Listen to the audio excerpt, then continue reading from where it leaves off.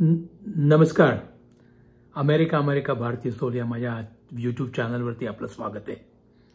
आज मी एक स्वतःची कथा सांगणार आहे. ती खरी नाही आहे, काल्पनिक आहे, ती पब्लिश झालेली आहे, पण तुमच्यापुढे सादर करतोय. कथेचं नाव आहे इन सर्च ऑफ फादर किंवा बापाच्या शोधात. 4 वाजून गेले होते आणि 4:15चा पेशंट येणार होता. स्लीप ॲपनेचा पेशंट असल्यामुळे तसं खास काम नव्हतं, पण मेसेजेस क्लिअर करायचे होते. मुली तर लवकर पळणार, 4:50 4:55 पळणार. तेवढ्यात मला त्या सेक्रेटरीने सांगितलं की तुझा पेशंट आलेला आहे. मी त्याच्या रूममध्ये गेलो. स्लीप ॲपचा पेशंट असला की खास काम नसतं, कारण की त्याच्या फोनवरच्या ॲपवरती त्याचा कंप्लायन्स, इव्हेंट डेटा वगैरे पाहायचा. नेहमीप्रमाणे वजन तर कमी झालेलं नव्हतंच, पण he was compliant with the treatment. आता वजन कमी करायला एक्सरसाइज आणि डाएट करायला पाहिजे. डाएटबद्दल विचारलं, कारण डाएट इज द मेन. कोणीतरी म्हटलेलं आहे की pathway to the weight loss goes through kitchen, not through the gym. तर डाएटबद्दल विचारलं की निरनिराळे जोक्स ऐकायला मिळतात. हो, मी सी फूड डाएट करतो. म्हणजे काय, तर मी फूड सी करतो किंवा पाहतो आणि मग खातो. ओ, किंवा I lost but found it again. असली उत्तरं देणारे साधारणतः 90% लोकांची वजनं कमी झालेली नसतात. सेक्रेटरीने मला म्हटलं की एका मुलीचा फोन आहे. म्हटलं मेसेज घे, मी नंतर करतो. रूममध्ये गेलो. शेवटचा पेशंट संपलेला होता. मुली निघालेल्या होत्या. 4:45 4:45 होऊन गेले होते. मला कोड्स एंटर करायचे होते, मेसेजेस क्लिअर करायचे होते. त्यामुळे ते मेसेज मी चटाचट हातावेगळे केले. बायकांना किंवा मुलींना जे मेसेजेस किंवा पेशंटला कॉल करायला सांगायचं ते त्यांना दिले, म्हणजे नेक्स्ट 10 मिनिटात जे काय करता येईल ते. एक मेसेज पर्सनल होता. त्या कोणीतरी मुलीनं मेसेज दिला होता की डॉक्टरांना मला कॉल करायला सांगा. जर त्यांनी आज कॉल केला नाही तर मी उद्या परत कॉल करेन. आता ही धमकी होती का साधं स्टेटमेंट होतं हे समजण्यासारखं नव्हतं. वरती नाव पाहिलं तर नाव लिहिलं होतं टेरा. आता टेरा का तारा, मराठी का अमेरिकन, हे कळायला मार्ग नव्हता. स्पेलिंग एकच असतं. निघायच्या वेळेला मी अलार्म लावणार वेळेत माझ्या लक्षात आलं. म्हटलं आजच फोन करून टाकू, म्हणून मी फोन केला. दुसरीकडून आवाज आला, हॅलो. मी म्हटलं मी अविनाश बोलतोय. समजतो, अरे थँक्यू फॉर कॉल, मी टेरा बोलतीये. तुम्ही मला ओळखणं शक्य नाही आणि मी पण तुम्हाला ओळखत नाही. मग फोन कशासाठी केला मी विचारलं. सांगते 1 मिनटं, मला काही गोष्टी क्लिअर करू द्या. आता हे संभाषण कुठं चाललं आहे याची मला कल्पनाच नव्हती. फोन करून चूक तर नाही केली ना असं वाटलं, पण फोन कट करणं शक्य नव्हतं. तुम्ही मिशिगनमधून मेडिकल स्कूल केली का, तिने विचारलं. हो, पण त्याचा संबंध काय, सांगते. Be patient. तुमची बॅच कुठली, मी त्याच्या बॅचचं इयर सांगितलं. आता एक विचारू, जरा प्रश्न अवघड आहे. तुम्ही कॉलेजमध्ये असताना स्पर्म डोनेट केले होते का? उत्तर काय द्यावं मला ना. मी गप्प बसलो. माझ्या पर्सनल जीवनाबद्दल मला प्रश्न विचारायला तुम्ही कोण?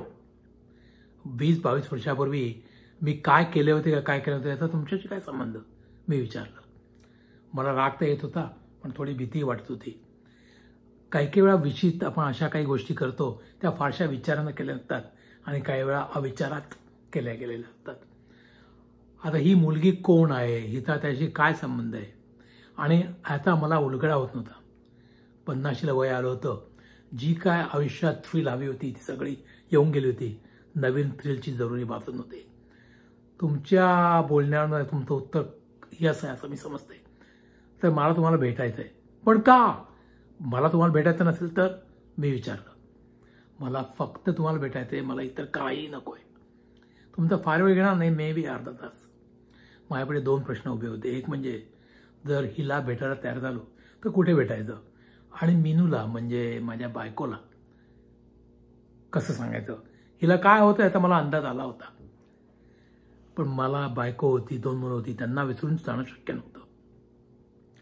ऑफिसमध्ये भेटायचं म्हटलं तर प्रायव्हसी नाही. दुसरीकडे कुठे भेटायचं म्हटलं तर एका तरुण मुलीला, एकट्या आणि अनोळखी मुलगी ती पण, 2 भेटणं म्हणजे प्रॉब्लेम होणार. मी तिला म्हटलं आपण असं करू, आपण बुधवारी हॉस्पिटलमध्ये भेटू. बुधवारी माझं ऑफिस लवकर संपतं. त्यानंतर मी राऊंड घ्यायला हॉस्पिटलमध्ये जातो. आणि माझ्याबरोबर बरेच वेळा प्री मेड किंवा मेडिकल स्टुडंट असायचे. त्यामुळे एखादी मुलगी जर माझ्याबरोबर येऊन भेटत असली हॉस्पिटल लाऊंजमध्ये तर त्यात काही गैर वाटणार नाही. बुधवारची गोष्ट. मी मीनूला अजून काहीच बोललो नव्हतो. संध्याकाळी 4:30 पावणे 5ला मला ऑपरेटरचा फोन आला की तुम्हाला कोणीतरी भेटायला आहे. मी खाली गेलो. लॉबीमध्ये ही उभी होती. 5 फूट 3 इंच उंची, खास उंच नाही, खास बुटकी नाही, केस काळे, डोळे ब्राऊन असं वाटलं. मी हसलो तिच्याकडे बघून. तिने मला ओळखलं. मी हात वर केला आणि तिला घेऊन मेडिकल डॉक्टर्सच्या लाऊंजमध्ये गेलो. मी ओळख करून दिली, मी अविनाश. ती म्हणाली मी तेरा. आम्ही हात पुढे केला, एका टेबलापाशी बसलो. मी कॉफी ऑफर केली. आमच्या लाऊंजमध्ये कॉफी बऱ्याच प्रकारच्या मिळतात. त्यातल्या त्यात जी अमेरिकानो असते, विच इज बेसिकली आपल्या जीआयला, त्या अमेरिकन लोकांना कॉफी एक्सप्रेसो टॉलरेट झाली नाही म्हणून त्यांनी त्यात पाणी घालून पहिला सुरुवात केली, ती म्हणजे अमेरिकानो. मी ती घेतली. त्यात जेमतेम दूध घातलं. इंटरेस्टिंगली इनफ तिनेही तीच घेतली. बसलो आणि तिने मला विचारलं, तू मिशिगनमधून मेडिकल कॉलेज केलं बरोबर? मी म्हटलं हो. आणि त्यावेळेला तू स्पर्म पण डोनेट केले होतेस? म्हटलं हो. आजूबाजूला पाहिलं, लाऊंजमध्ये खास कोणी नव्हतं.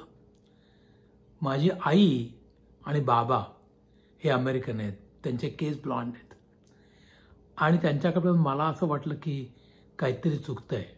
माझ्यामध्ये थोडासा इंडियन जीन्स असावी. माझी आई 1/4 भारतीय आहे. पण नंतर मी त्यांना जेव्हा विचारलं वयाच्या 22-23 वर्षी, तेव्हा त्यांनी मला सांगितलं की माझ्या बाबांची स्पर्म काउंट कमी होता आणि म्हणून मग त्यांनी बँकेतनं जाऊन स्पर्म्स डोनेट केलेले घेतले आणि माझी आई प्रेग्नंट झाली. ही मुलगी असं बोलत होती जसं काही आमच्याकडे साखर संपली होती. म्हणून शेजाऱ्याकडे जाऊन मी साखर घेऊन आले. ते म्हटलं, पण तुला माझं नाव किंवा पत्ता कसा कळला? ती म्हणाली, फारच कठीण असतं. बँका म्हणजे स्पर्म बँक्स त्या प्रोफाईल द्यायला तयार असतात. उंची, रंग, एथनिसिटी, डोळ्याचा रंग, केसाचा रंग वगैरे वगैरे. पण पुढचं मिळवायला जरा त्रास होतो. पण मला एवढं कळलं होतं की ज्यांनी स्पर्म डोनेट केले होते ते मेडिकल कॉलेजमधला होता आणि तो इंडियन होता, हेही मला कळलं होतं. मी तुमच्या वर्गातल्या लोकांची लिस्ट काढली. त्यातले 1-2 इंडियन, त्यांच्याकडे पाहून मला वाटलं नाही. तिसरा तू. तुझ्या फोटोकडे पाहून मला असं वाटलं की तूच असावास, म्हणून मी तुला शोधायला आले. त्यानं कॉफीचा एक घोट घेतला. तोंडामध्ये एक 5 सेकंद होल्ड केला, जसा मी करत होते तसाच. तिला काय म्हणते ते माझ्या लक्षात आलं होतं. पण माझ्या डोळ्यापुढे माझी मुलं आणि बायको होती. जेनेटिक टेस्टिंग करायचं. आपण तरुण असताना फारसा विचार न करता जे काय करतो त्याचे परिणाम नंतर येतात आणि ते भोगणं भाग असतं. मीनाला सांगणं भाग होतं. त्याच्याशिवाय मला काहीच करणं शक्य नव्हतं. मला 2 मुलं होती, म्हणजे मुलगी नव्हती. समजा ही माझी मुलगी असती तर मनात विचारायला चाललं असतं. मी तिला म्हणालो, मला कळते तू काय म्हणते, पण मला 1-2 दिवस दे. मला माझ्या बायकोशी, मुलांशी बोलायचं आहे. ते म्हणजे अर्थात मला एक्सपेक्टेडच होतं. एवढंच नाही तर मी त्यांच्याशी भेटायला पण तयार आहे. बाई, तुला आवडेल भेटायला, पण माझ्या आणि फॅमिलीचं काय? त्यांना थोडी तुलाशी भेटायला आवडेल. मी काही बोललो नाही. मी घरी गेलो. मीनाला माहीत होतं की आज मी साधारण लवकरच होती, पॅथॉलॉजिस्ट म्हणून काम करते, त्यामुळे ती लवकर आलेली होती घरी आणि कॉफी तिने दिली. मी म्हटलं, अगं आज एक गंमतच झाली. ती माझ्याकडे पाहून हसली. ती म्हणाली, तुझे सर्वच दिवस गमती जमतीत असतात. मी म्हटलं, तसं नाही ग, आज एक खरंच गंमत झाली. मला एक मुलगी भेटायला आली होती आणि ती तिच्या वडिलांच्या शोधात आहे. ती एकदम सिरियस झाली. काय? मी हसलो. नाही तसं काही नाही, पण कॉलेजमध्ये असताना वयात मी एक मूर्खपणा केला होता. तिला सर्व गोष्ट समजावून सांगितली. ती म्हणाली की समजा कळलं तर त्याने फरक काय पडणार आहे? आता मी काय सांगणार? हवं तर तू तिला विचार.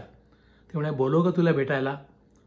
ती एकदम तयार झाली. तिची अशी रिॲक्शन होईल हे मला माहिती नव्हतं. पण ती म्हणाली, तू अगदीच बावट आहेस. कुठली तरी तरुण मुलगी, ठेवला विश्वास. तुला काय माहिती कोण आहे म्हणून? हे बघ, मी तुझ्यासारखा अगदी कोबरा नसलो ना तरी मी तपास केला आहे.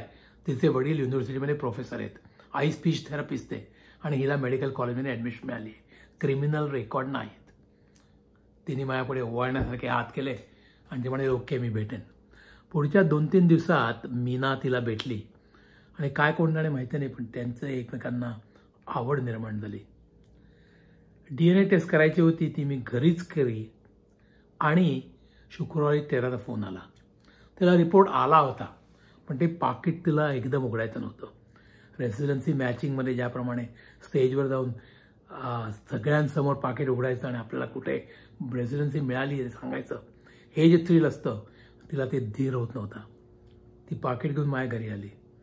आम्ही तिथे एकत्र जमलो. तू उघड असं करण्यात वेळ गेला. शेवटी मला पाकिट देण्यात आलं. मी ते पाकिट उघडलं, त्यातला कागद वाचला आणि माझ्यावर सर्वांची नजर होती. रिपोर्ट वाचला. There was no match. टेरा माझी मुलगी नव्हती. मी तिच्याकडे पाहिलं. तिची निराशा झाली होती. मी तिला म्हणालो, तुझा शोध तुला चालू ठेवणार. Was I disappointed? May be not. I don't know. माझी काय रिॲक्शन होती ते मलाच माहिती नाही. पण मी तिच्याकडे पाहिलं. तिने मला घट्ट मिठी मारली आणि ती मला म्हणाली, माझा शोध संपला आहे. मला माझा बाबा मिळालेला आहे. आणि मी मीनाकडे पाहिलं. तिने तो क्षण अचूक कॅमेऱ्यात टिपला होता. Thank you for watching. Subscribe if you like it. Have a nice day.